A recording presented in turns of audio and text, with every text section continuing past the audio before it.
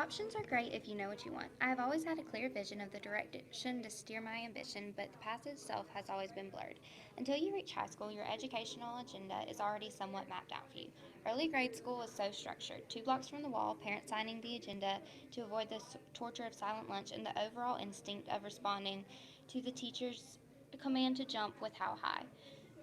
When I had to decide what classes to take in high school, leadership particularly stood out to me.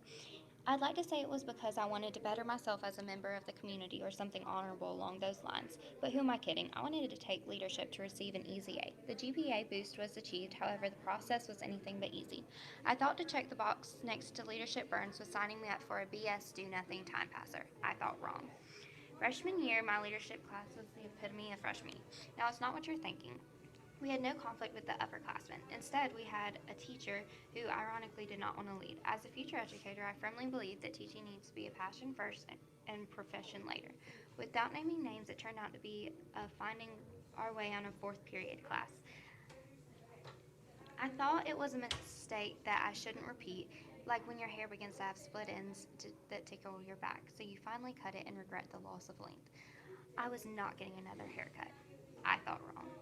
I believe in second chances, so after realizing the teacher for leadership at Burns was different from the ones from BFA, I enrolled once again. On top of 60 non negotiable service hours, Teresa Schultz requires us to read John Gordon books. In the book, The Energy Bus, he uses the phrase, too blessed to be stressed. It may sound cliche, but those words put into perspective all the work we do in leadership and why it matters. It's an opportunity, not an obligation, and counting blessings will always create a longer list than counting complaints. Through the years in leadership burns, Mama S has showed me true worth ethic. She showed me not to sell myself short of my potential. She has shown me that anything you do should be done with passion and dedication. She showed me that there is a silver lining and not to compromise my dignity no matter who is watching. When I read now, I no longer skim. I take the words to heart. When I write, I revise and edit and tie as much truth to every word. In life, I now focus on being the best Sadie I can be because a wise woman told me we lead by example.